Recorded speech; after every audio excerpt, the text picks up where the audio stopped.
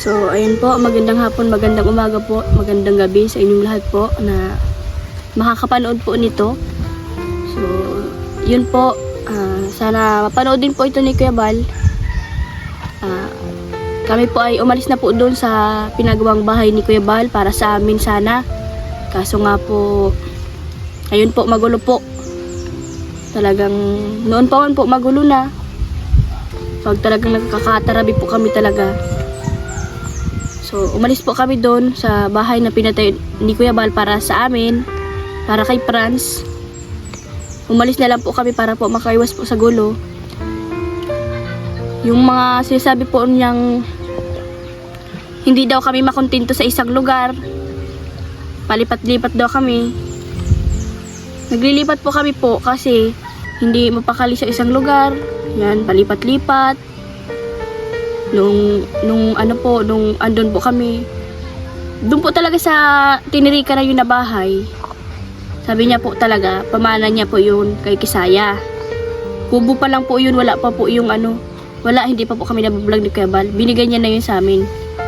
Kaso nga po, yung dati pa po, hindi naman kami magkaintindihan noon. Nag-alis po kami para po nga makaiwas po sa gulo. Kasi hindi man po kami nagawang paraan para magkaarawan ay. Siya man gumagawa ng paraan para kami ay mag-away-away. Hinaghahanap ng butas para ay kami awayin. Kasi yung sinasabi niyang pamana, limit lang yung gusto niya pong patungtungin dun eh. Wag daw po naming patungtungin yung yung tunay kong magulang. Yan, si Mami Dalia po, tapos yung mga kapatid ko. Kagaya po nung Pasko, pinapunta ko po doon yung kapatid ko. Grabe po niyang kung ano-ano pong masasakit na salita na natanggap ng kapatid ko. Layas niya po kung ano-ano pong masasakit na salita. Ayoko na po sabihin, basta yun po, masakit talaga.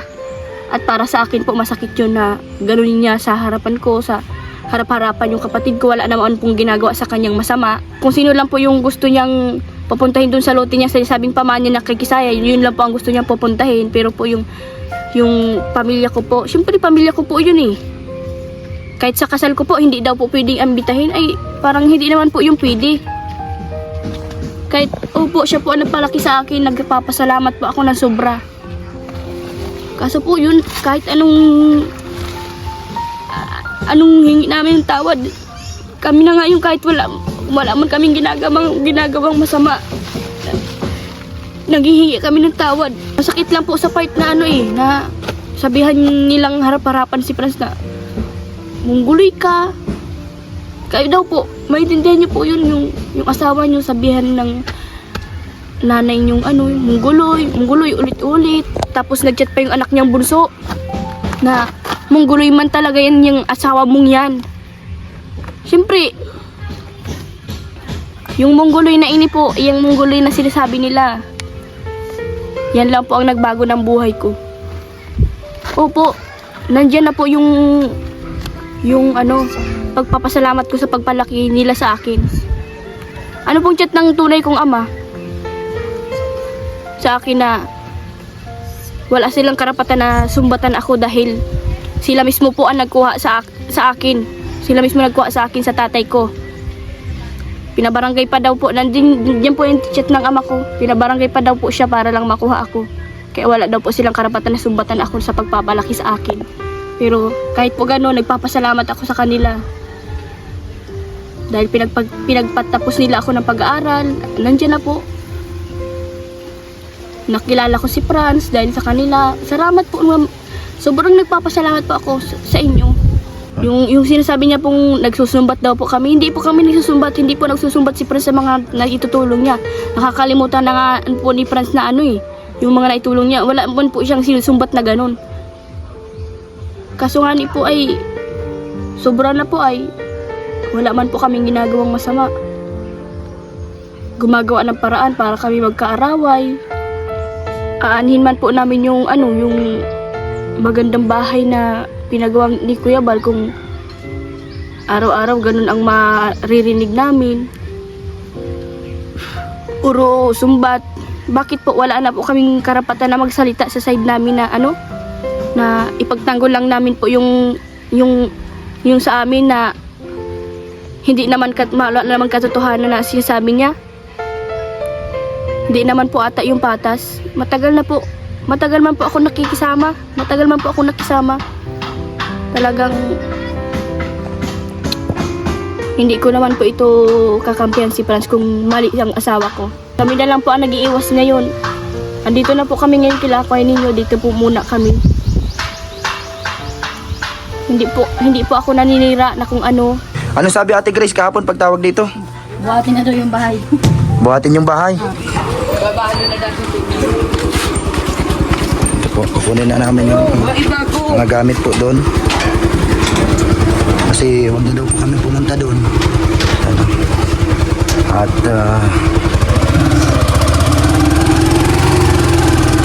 buhatin na lang daw yung bahay.